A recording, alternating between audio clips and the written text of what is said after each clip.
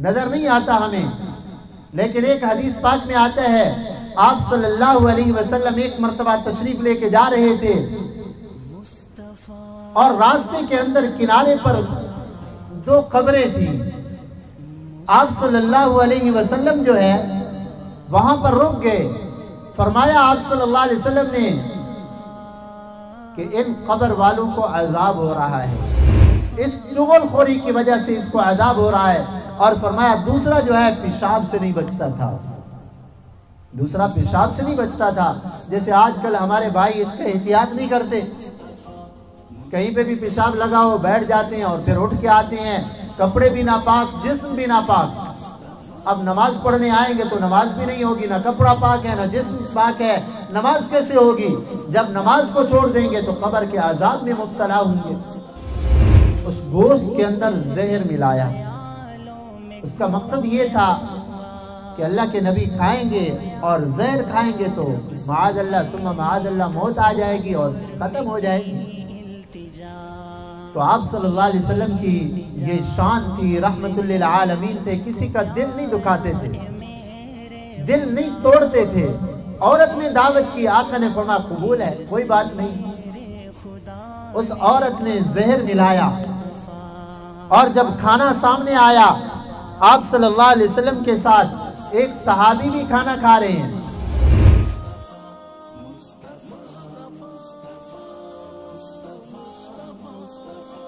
پوچھا آدم سے میں نے کہ اے اوصفی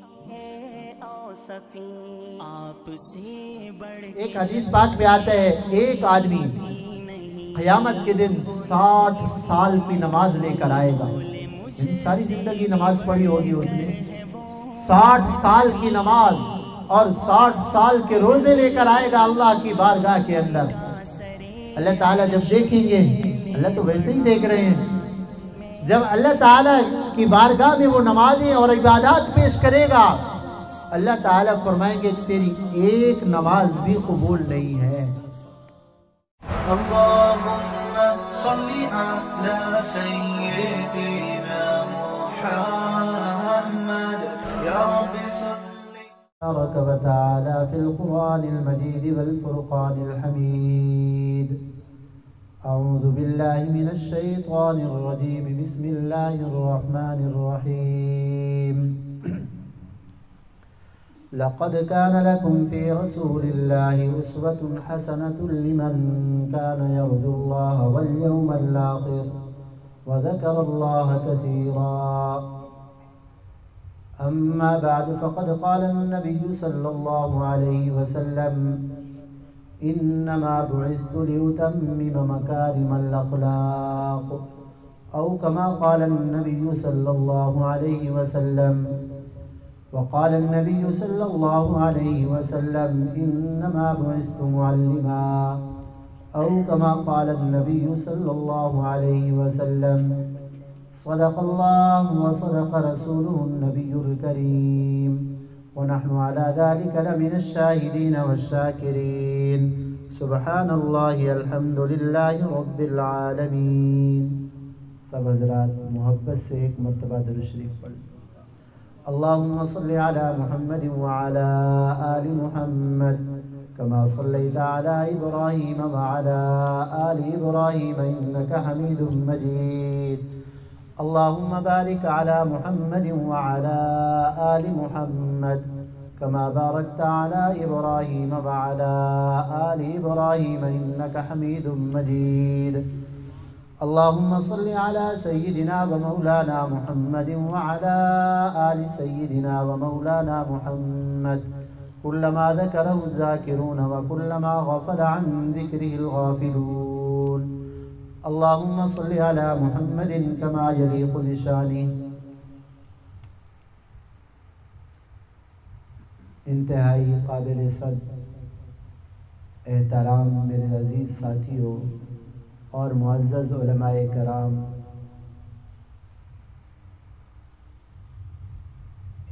آج کا یہ مختصر پروگرام سیرت النبی صلی اللہ علیہ وسلم کے عنوان سے منعقد ہے.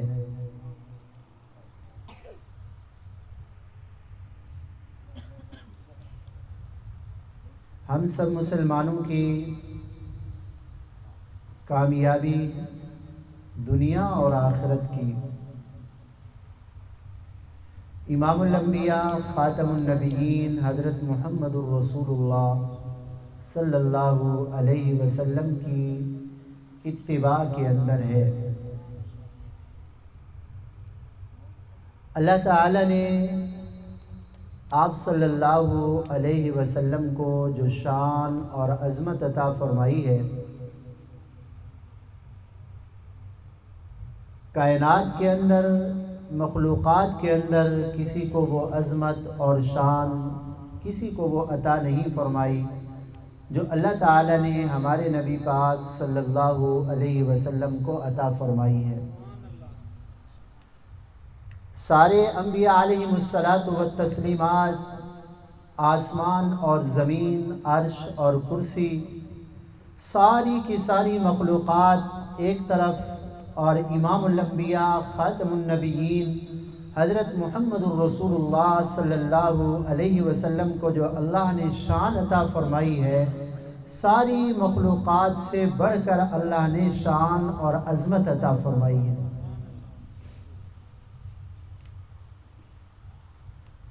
میں 2-3 باتیں عرض کروں گا انشاءاللہ، آپ سے امید ہے کہ توجہ سے آپ سنیں گے۔ اللہ کے جتنی بھی پیغمبر دنیا میں تشریف لائے ہیں، وہ پیغمبر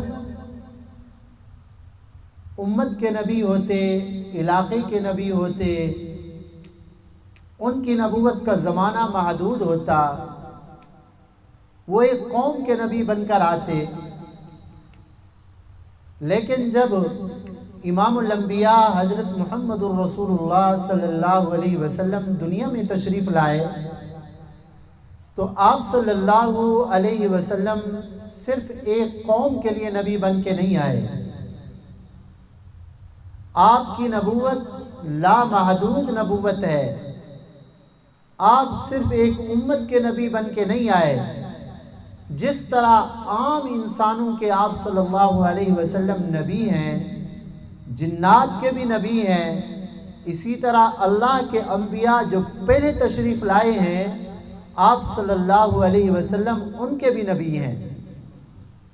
باقی نبی تشریف لائے امتیوں کے نبی ہوتے، عام انسانوں کے نبی ہوتے، لیکن امام الانبیاء صلی اللہ علیہ وسلم جب تشریف لائے ہیں تو اللہ تعالیٰ نے آپ کو وہ شان اور عظمت عطا فرمائی ہے۔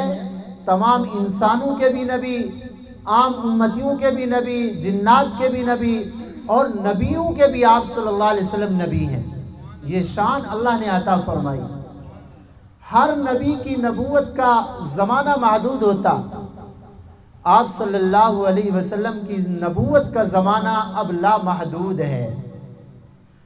جب تک یہ دنیا قائم ہے میرے محبوب صلی اللہ علیہ وسلم کی نبوت ہے۔ دنیا کے آخری دن تک کوئی نیا پیغمبر پیدا نہیں ہوگا۔ آپ صلی اللہ علیہ وسلم اللہ کے آخری پیغمبر خاتم النبیین، دنیا کے اندر بھی نبوت میرے محبوب صلی اللہ علیہ وسلم کی ہے، اور اس دنیا سے جب آدمی منتقل ہوتا ہے عالم برزخ کے اندر، قبر کے جہان میں پہنچتا ہے، وہاں پر بھی نبوت کا زمانہ ہے تو میرے محبوب صلی اللہ علیہ وسلم کی نبوت کا چرچا ہے۔ قبر میں جب سوال ہوتے ہیں من ربو کا، تمہارا رب کون ہے، دوسرے نمبر پہ سوال ہوتا ہے من نبیوں کا، تمہارا نبی کون ہے، وہاں نبوت ہے تو میرے محبوب صلی اللہ علیہ وسلم کی نبوت ہے۔ اور میدان محشر کے اندر سارے کے سارے انبیاء آپ صلی اللہ علیہ وسلم نے فرمایا میرے جھنڈے کے نیچے ہوں گے، اور شفاعت کبریٰ کا مقام اللہ تعالیٰ نے آپ صلی اللہ علیہ وسلم کو عطا فرمایا۔ اللہ نے یہ شان اور عظمت عطا فرمائی۔ ایک بات کیا سمجھ آئی؟ باقی انبیاء جو تشریف لائے تھے وہ عام امتیوں کے نبی ہوتے، ان کا نبوت کا زمانہ محدود ہوتا تھا، لیکن میرے محبوب صلی اللہ علیہ وسلم کی نبوت کا زمانہ لا محدود ہے، اس کی کوئی انتہا نہیں ہے۔ اور آپ صلی اللہ علیہ وسلم جس طرح عام لوگوں کے نبی ہیں، اسی طرح انبیاء کے بھی نبی ہیں۔ اور دوسری بات آپ یہ سمجھیں، جتنی بھی پیغمبر دنیا میں تشریف لائے ہیں، پیغمبر کے آنے سے پہلے پہلے ان کے اوپر ایمان لانے والے دنیا میں موجود نہیں تھے۔ حضرت موسیٰ علیہ السلام تشریف لائے، ان کے آنے سے پہلے ان پر ایمان لانے والے دنیا میں نہیں تھے۔ پیغمبر آئے دنیا کے اندر، آنے کے بعد لوگوں کو پتہ چلا کہ اللہ کے نبی آ گئے ہیں، بعض لوگ ایمان لے آئے اور بعض کافر رہے۔ اسی طرح ہر پیغمبر کے زمانہ میں یہی ہوا کہ پیغمبر کے آنے سے پہلے پہلے ان پر ایمان لانے والے نہیں ہوتے تھے، ان کے آنے کے بعد ان کے اوپر ایمان لانے والے جو ہے نا دنیا میں موجود ہوئے۔ لیکن آپ صلی اللہ علیہ وسلم اس شان سے تشریف لائے، آپ صلی اللہ علیہ وسلم اس شان سے تشریف لائے، ابھی تک آقا دنیا میں تشریف نہیں لائے تھے، ابھی تک اعلان نبوت بھی نہیں ہوا تھا۔ آپ صلی اللہ علیہ وسلم پر ایمان لانے والے پہلے سے موجود تھے۔ انبیاء علیہم الصلاۃ والتسلیمات آ کر دنیا کے اندر اپنی امتوں کو بتاتے گئے ہیں، اور خصوصاً حضرت عیسیٰ علیہ الصلاۃ والسلام جن کا ذکر اللہ تعالی نے قرآن مجید میں بھی فرمایا، وہ اعلان کرتے آئے ہیں یاتی من بعد اسمہ احمد، میرے بعد ایک عظیم الشان پیغمبر تشریف لائیں گے جن کا نام احمد ہوگا۔ تو آقا کے آنے سے پہلے راہب بھی ایمان لا رہے ہیں، انبیاء بھی ایمان لا رہے ہیں، ابھی تک دنیا میں تشریف نہیں لائے تھے، ایمان لانے والے پہلے تھے۔ یہ عظمت اور یہ شان ہے آپ صلی اللہ علیہ وسلم کی، اور اللہ تعالیٰ نے آپ صلی اللہ علیہ وسلم کو وہ خصوصیات اور وہ عظمتیں عطا فرمائی ہیں جو کسی کو اللہ نے عطا نہیں فرمائی۔ دیکھو اللہ نے آنکھیں ہمیں عطا کی ہے نا، سب انسانوں کو اللہ نے آنکھیں عطا فرمائی ہے، نظر آ رہے ہمیں، اور آنکھیں مبارک میرے محبوب صلی اللہ علیہ وسلم کو بھی اللہ نے عطا فرمائی۔ اب بات کو ذرا سمجھنا، توجہ سے بیٹھیں گے انشاءاللہ۔ ہم بھی دیکھتے ہیں، اور یہ دیکھنے کی قوت اللہ تعالیٰ نے اپنے نبی پاک صلی اللہ علیہ وسلم کو بھی عطا فرمائی، لیکن بڑا فرق ہے۔ ہم دیکھتے ہیں، ہمیں سامنے نظر آتا ہے، پیچھے کیا ہو رہا ہے کسی کو کچھ پتہ نہیں ہے۔ ہمیں آتا ہے نظر پیچھے؟ ہمیں پیچھے تو نظر نہیں آتا نا کیا ہو رہا ہے، ہمیں سامنے نظر آتا ہے، ہمیں پیچھے نظر نہیں آتا۔ لیکن آپ صلی اللہ علیہ وسلم جس طرح آپ صلی اللہ علیہ وسلم کو سامنے نظر آتا تھا، اسی طرح آپ صلی اللہ علیہ وسلم کو پیچھے بھی نظر آتا تھا۔ ایک حدیث پاک میں ہے، آپ صلی اللہ علیہ وسلم نے صحابہ سے فرمایا جب نماز کی صفیں بنایا کرو تو بالکل سیدھی صفیں بنایا کرو، فرمایا جس طرح میں آگے دیکھتا ہوں اسی طرح میں تمہیں پیچھے بھی دیکھتا ہوں۔ امام جب نماز پڑھا رہا ہوتا ہے نا تو امام کی نظر آگے ہوتی ہے، امام کو پیچھے نظر نہیں آتا، لیکن آپ صلی اللہ علیہ وسلم نے فرمایا جس طرح میں آگے دیکھتا ہوں اسی طرح میری نگاہ پیچھے بھی کام کرتی ہے، میں پیچھے بھی دیکھتا ہوں۔ ہم اس دنیا کی اوپر والی چیزیں ہمیں نظر آتی ہیں، زمین کے اندر کیا ہو رہا ہے ہمیں کوئی پتہ نہیں ہے، نظر نہیں آتا ہمیں۔ لیکن ایک حدیث پاک میں آتا ہے، آپ صلی اللہ علیہ وسلم ایک مرتبہ تشریف لے کے جا رہے تھے، اور راستے کے اندر کنارے پر دو قبریں تھیں۔ آپ صلی اللہ علیہ وسلم جو ہے وہاں پر رک گئے، فرمایا آپ صلی اللہ علیہ وسلم نے کہ ان قبر والوں کو عذاب ہو رہا ہے، ان قبر والوں کو عذاب ہو رہا ہے۔ ہماری نگاہ، ہم قبر کے اوپر بھی کھڑے ہوں تو اندر کیا ہو رہا ہے ہمیں نظر نہیں آتا، ہمیں پتہ نہیں چلتا۔ آپ صلی اللہ علیہ وسلم گزر رہے ہیں، اللہ تعالیٰ نے اندر کا منظر دکھا دیا، آپ صلی اللہ علیہ وسلم نے فرمایا ان قبر والوں کو عذاب ہو رہا ہے، فرمایا کسی ایسے گناہ کی وجہ سے بھی نہیں جس کو لوگ بڑا سمجھتے ہوں، لوگوں کے ہاں معمولی بات ہوتی ہے۔ فرمایا یہ قبر والا، ایک قبر والے کی طرف اشارہ کیا، فرمایا یہ تو چغل خوری کیا کرتا تھا، ایک کی بات دوسرے کو، دوسرے کی بات تیسرے کو، تاکہ آپس میں لڑائی ہو، اس چغل خوری کی وجہ سے اس کو عذاب ہو رہا ہے۔ اور فرمایا دوسرا جو ہے پیشاب سے نہیں بچتا تھا، دوسرا پیشاب سے نہیں بچتا تھا، جیسے آج کل ہمارے بھائی اس کا احتیاط نہیں کرتے، کہیں پہ بھی پیشاب لگا ہو بیٹھ جاتے ہیں اور پھر اٹھ کے آتے ہیں، کپڑے بھی ناپاک، جسم بھی ناپاک۔ اب نماز پڑھنے آئیں گے تو نماز بھی نہیں ہوگی، نہ کپڑا پاک ہے نہ جسم پاک ہے، نماز کیسے ہوگی؟ جب نماز کو چھوڑ دیں گے تو قبر کے عذاب میں مبتلا ہوں گے۔ ہماری نظر دنیا کے اوپر ہاں دنیا کی چیزیں نظر آتی ہیں، برزخ کے اندر کیا ہو رہا ہے ہماری نظر وہاں تک نہیں جاتی۔ اللہ نے یہ شان اور عظمت عطا فرمائی تھی، آپ صلی اللہ علیہ وسلم کو دنیا کی چیزیں بھی نظر آ رہی ہیں، برزخ کا منظر بھی آپ صلی اللہ علیہ وسلم کو نظر آ رہا ہے۔ بلکہ ایک حدیث پاک میں اور بات آتی، آپ صلی اللہ علیہ وسلم ایک مرتبہ نماز پڑھا رہے ہیں، صلاۃ الکسوف ہے، جب سورج گرہن ہوتا ہے تو اس وقت نماز پڑھائی جاتی ہے۔ آپ صلی اللہ علیہ وسلم نماز پڑھا رہے ہیں، نماز پڑھاتے پڑھاتے آپ صلی اللہ علیہ وسلم محراب میں آگے کی طرف بڑھے، تھوڑا آگے بڑھے اور پھر پیچھے آگے۔ نماز کے بعد صحابہ اکرام نے پوچھا، یا رسول اللہ صلی اللہ علیہ وسلم آپ نماز پڑھاتے پڑھاتے تھوڑا آگے تشریف لے گئے، کیا وجہ تھی؟ آپ صلی اللہ علیہ وسلم نے فرمایا، اللہ تعالیٰ نے جنت کو میرے سامنے کر دیا اس نماز کی حالت کے اندر۔ جنت کی نعمتیں مجھے نظر آ رہی تھیں، اور جنت کی نعمتوں میں سے میں نے انگور کو دیکھا، میرا دل چاہا کہ جا کر آگے بڑھ کر انگور توڑ لوں، میں اس لیے آگے بڑھا۔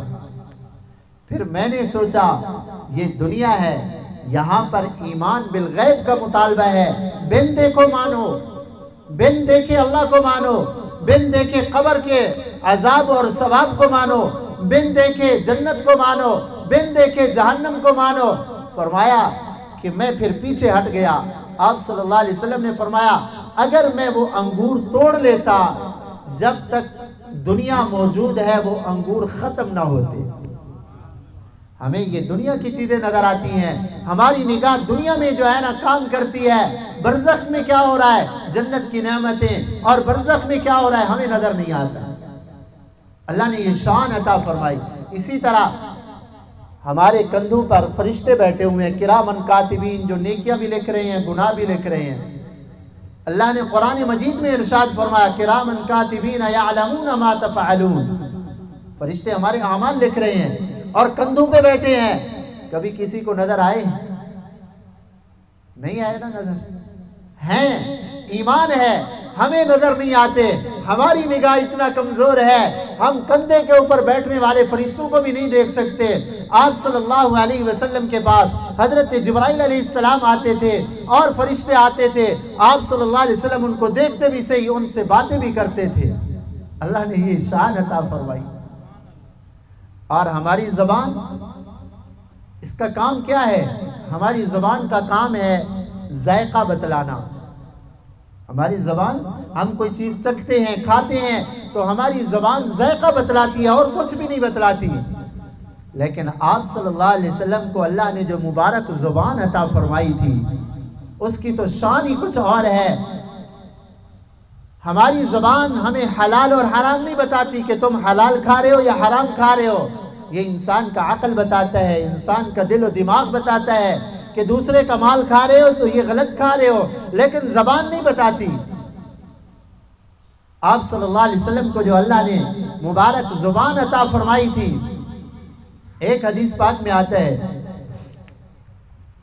جنگ خیبر کا موقع ہے، ایک یہودیہ عورت نے دعوت کی اور اس یہودیہ عورت نے اس گوشت کے اندر زہر ملایا۔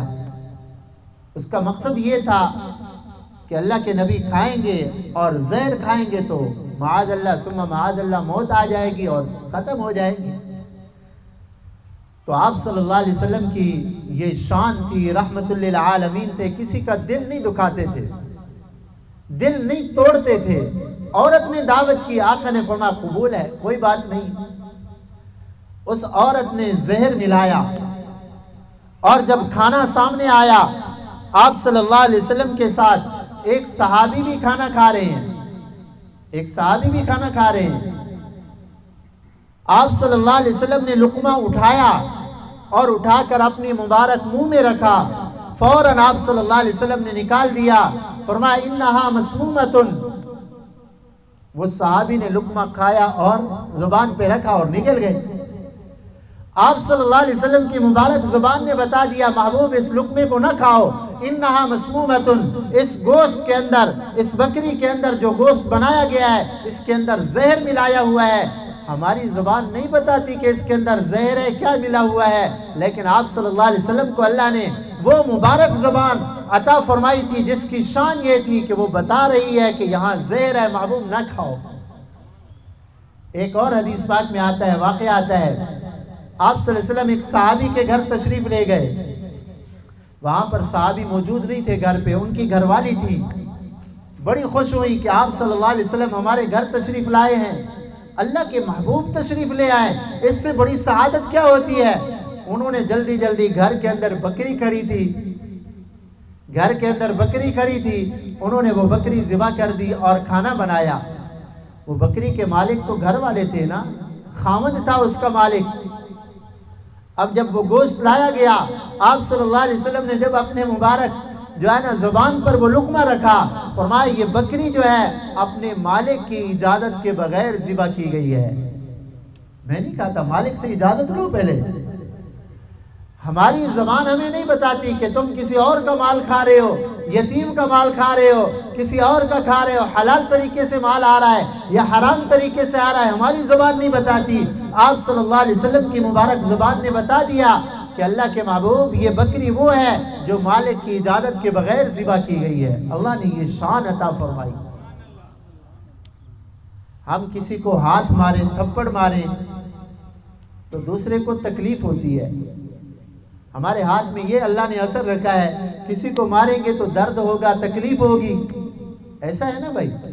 ہم کسی کو تھپڑ ماریں تو دوسرے کو، سامنے والے کو کیا ہوگی؟ تکلیف ہوگی، اس کو درد ہوگا، لیکن اللہ نے آپ صلی اللہ علیہ وسلم کے مبارک ہاتھ میں وہ برکت رکھی کہ درد تو کیا، آنے والے برے خیالات بھی ختم ہو جاتے ہیں۔ ایک صحابی آئے، یا رسول اللہ صلی اللہ علیہ وسلم مجھے زنا کی اجازت دے،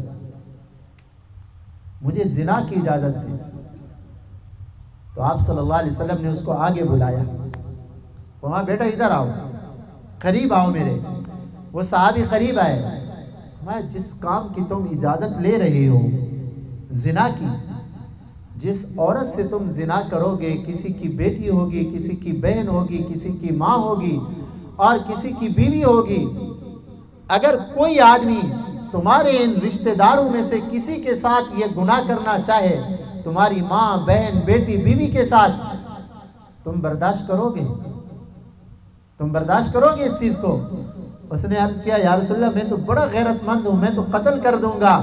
فرمایا پھر اور لوگ کیسے پسند کریں گے کہ یہ برا کام تم ان کی رشتہ داروں کے ساتھ کرو؟ پھر آپ صلی اللہ علیہ وسلم نے اس کو آگے بلا کر آپ صلی اللہ علیہ وسلم نے اپنا ہاتھ مبارک اس کے سینے پہ مارا، اس صحابی کے سینے پہ ایسے مارا۔ فرمایا اللہم طہر قلبا، اے اللہ اس میرے پیارے صحابی کے دل سے برے وسواس کو ختم فرما دے، اس کے دل کو پاک فرما دے۔ وہ صحابی فرماتے ہیں آپ صلی اللہ علیہ وسلم کا مبارک ہاتھ لگنا تھا، برائی کے خیالات ایسے ختم ہوئے جیسا کہ کوئی بوجھ اتر گیا، اور پھر زندگی بھر مجھے جتنا نفرت اس گناہ سے ہوئی اتنا نفرت کسی اور چیز سے نہیں، ہمیشہ کے لیے زنا کا خیال بھی ختم ہو گیا۔ دیکھو ہم کسی کو ماریں تو درد ہوگا، آپ صلی اللہ علیہ وسلم نے ان کے سینہ پر اپنا ہاتھ مبارک مارا تو آپ صلی اللہ علیہ وسلم کے مبارک ہاتھ کی برکت سے ان کے دل سے برے خیالات ختم ہو گئے۔ اللہ تعالیٰ نے یہ شان اور یہ عظمت عطا فرمائی۔ ایسے عظیم پیغمبر، ایسے شانوں والے پیغمبر اللہ تعالیٰ نے عطا فرمائے ہیں، اور ہمارے لیے آپ صلی اللہ علیہ وسلم کو اللہ تعالیٰ نے نمونہ بنا کر بھیجا۔ لَقَدْ كَانَ لَكُمْ فِي رَسُولِ اللَّهِ أُسْوَةٌ حَسَنَةٌ، اللہ تعالیٰ فرماتے ہیں میں نے اپنے محبوب صلی اللہ علیہ وسلم کو تمہارے لیے بہترین نمونہ بنا کر بھیجا۔ اگر اسی نمونہ پر آپ صلی اللہ علیہ وسلم کے بتائے ہوئے طریقے کے مطابق، آقا کا طریقہ ہمارے لیے نمونہ ہے، اگر اسی کے مطابق ہماری نماز، ہمارا روزہ، ہماری زکوٰۃ، ہمارے صدقات، ہماری زندگی اگر اسی طریقے کے مطابق ہوگی تو پھر ہم کامیاب ہیں، پھر اللہ کے محبوب بندے بھی بن جاتے ہیں، اور پھر اللہ کے ہاں ہماری قدر و منزلت بھی ہے۔ اگر ہمارا عمل اور ہماری زندگی اور ہماری عبادات اگر آپ صلی اللہ علیہ وسلم کے بتائے ہوئے طریقے کے مطابق نہیں ہوں گی، اس نمونے کے مطابق نہیں ہوں گی، تو پھر وہ رد، پھر وہ مردود ہو جائیں گے۔ میں نے پرسوں والے دن بھی عرض کیا تھا، دیکھو ہم نے عشاء کی نماز ابھی 4 رکعتیں پڑھی ہیں، فرض نماز 4 رکعتیں پڑھی ہیں۔ اگر کوئی آدمی عبادت کی نیت سے اللہ کو راضی کرنے کے لیے 4 کی بجائے وہ 6 رکعتیں پڑھ لے، فرض 2 رکعتیں اضافہ کر لے، 2 رکعتیں اضافہ کر لے، 4 کی بجائے 6 پڑھ لے، ان جو 2 اضافہ کر رہا ہے اس کے اندر بھی تو قرآن پڑھے گا، اس کے اندر بھی تو تسبیحات کرے گا، اس کے اندر بھی تو ذکر اللہ ہوگا، لیکن کیا یہ قبول ہو جائے گی؟ 4 کی بجائے 6 پڑھی اس نے، دیکھنے کے اعتبار سے عبادت کر رہا ہے، اللہ کو راضی کرنے کی نیت سے یہ کام کر رہا ہے، لیکن فَهُوَ رَدٌّ 1 رکعت کا ثواب بھی نہیں ملے گا۔ یہ نماز جو اس نے آپ صلی اللہ علیہ وسلم سے طریقے سے بڑھائی ہے، اضافہ کیا ہے، اللہ کے ہاں یہ مردود ہوگی، اللہ کے ہاں قبول بھی نہیں ہوگی۔ تو ہم اپنی زندگی کو، اپنے اعمال کو سنت کے مطابق بنائیں۔ جیسے ہم درزی کو کپڑا دے کے آتے ہیں، بھائی ہمارا قمیص بناؤ، یہ درزی بازو ادھر تک بناتا ہے، بالکل جتنا لمبائی ہے اتنا رکھتا ہے، جتنا بازو بنانے تھے اتنا رکھتا ہے، آپ کہتے ہو ہاں ہاں بالکل نمونے کے مطابق اور ماپ کے مطابق تم نے میرا کرتا اور میرا قمیص سیا ہے، بالکل ٹھیک ہے، آپ خوش ہو جاتے ہو۔ اگر وہ درزی کیا کرے، اتنا بازو رکھنے کی بجائے 1 ہاتھ اور بڑی کر دے، 1 ہاتھ اور بڑی کر دے بازو، یا چھوٹی کر دے، ادھر تک کر دے، بازو رکھ دے چھوٹے، جو نمونہ آپ دے کر آئے ہو اس نمونے کے مطابق آپ کا قمیص نہ سیے تو آپ خوش ہوں گے، ناراض ہوں گے؟ اس سے ناراض ہو جائیں گے نا، کہ بھئی جو نمونہ میں دے کر گیا تھا اس نمونے کے مطابق تم نے میرا قمیص نہیں سیا، لہذا یہ اپنے پاس رکھو، مجھے اس قمیص کی کوئی ضرورت نہیں، مجھے اس قمیص کی کوئی ضرورت نہیں ہے۔ اسی طرح ہماری زندگی کے اعمال ہیں، اگر ہماری نماز، ہمارا روزہ اور ہماری زندگی، ہمارا طرز عمل اگر امام الانبیاء صلی اللہ علیہ وسلم کے بتائے ہوئے طریقے کے مطابق ہے تو اللہ خوش ہو جائیں گے، اللہ تعالیٰ خوش ہو جائیں گے، ہماری نماز بھی قبول، ہمارا روزہ بھی قبول، ہماری عبادات بھی قبول، ہمیں خوشی غمی کے اندر بھی اللہ تعالیٰ کی رضا نصیب ہوگی، اور قیامت کے دن بھی اللہ تعالیٰ ہمیں اپنی جو ہے نا رحمت کے سائے میں اللہ تبارک و تعالیٰ لے لیں گے۔ اگر ہماری نمازیں، ہماری عبادات، ہماری زندگی آقا کے طریقے کے مطابق نہیں ہوگی، ہم اپنی مرضی کرتے جائیں گے، اللہ بھی ناراض ہو جائیں گے، دنیا آخرت بھی تباہ ہو جائے گی۔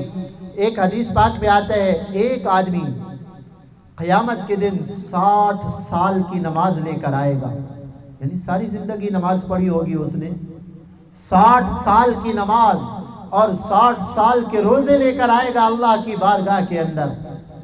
اللہ تعالیٰ جب دیکھیں گے، اللہ تو ویسے ہی دیکھ رہے ہیں، جب اللہ تعالیٰ کی بارگاہ میں وہ نمازیں اور عبادات پیش کرے گا، اللہ تعالیٰ فرمائیں گے تیری ایک نماز بھی قبول نہیں ہے، تیری ایک نماز بھی قبول نہیں ہے، تیرا ایک روزہ بھی قبول نہیں ہے۔ کیوں؟ تم اپنی مرضی کے مطابق پڑھتے رہے ہو، جیسے آج کل ہم پڑھ رہے ہیں، کوئی پتہ نہیں ہوتا نماز کے فرائض کیا ہیں، واجبات کیا ہیں، علماء سے ہم نہیں پوچھتے، اپنی مرضی کے مطابق نماز ہے، عبادات ہے، بس جو دل میں آیا وہ کر کے چلے گئے۔ تو جب وہ عبادت آپ صلی اللہ علیہ وسلم کے بتائے ہوئے طریقے کے مطابق نہیں ہوگی، اللہ تعالیٰ 60 سالوں کی نمازوں کو ضائع فرما دیں گے اور فرمائیں گے تیری ایک نماز بھی قبول نہیں ہے، جاؤ کہیں اور۔ تو ہمارے لیے آپ صلی اللہ علیہ وسلم کو اللہ نے اسی لیے تو بھیجا، آقا نے ساری زندگی، جو بھی زندگی میں پیش آنے والے واقعات تھے، آپ صلی اللہ علیہ وسلم نے وہ کر کے دکھائے ہیں اور ہمارے لیے نمونہ بن کے گئے ہیں۔ اسی لیے اللہ تعالیٰ نے فرمایا لَقَدْ كَانَ لَكُمْ فِي رَسُولِ اللَّهِ أُسْوَةٌ حَسَنَةٌ، کہ اللہ کے محبوب صلی اللہ علیہ وسلم تمہارے لیے بہترین نمونہ ہے۔ تو ہمیں بھی چاہیے ہم قدم قدم کے اوپر علماء کی رہنمائی میں، اللہ والوں کی رہنمائی میں، اپنی زندگی کا ایک ایک قدم ہم اللہ والوں کی رہنمائی میں، علماء کی رہنمائی میں اٹھائیں، تاکہ ہماری زندگی کا قیمتی وقت ضائع نہ ہو۔ اللہ تعالی ہمیں آپ صلی اللہ علیہ وسلم کی سچی محبت اور آپ صلی اللہ علیہ وسلم کی اتباع نصیب فرمائے۔ اور قیامت کے دن اللہ تعالی ہمیں آپ صلی اللہ علیہ وسلم کے جھنڈے کے نیچے جمع فرمائے۔ وما علینا الا البلاغ۔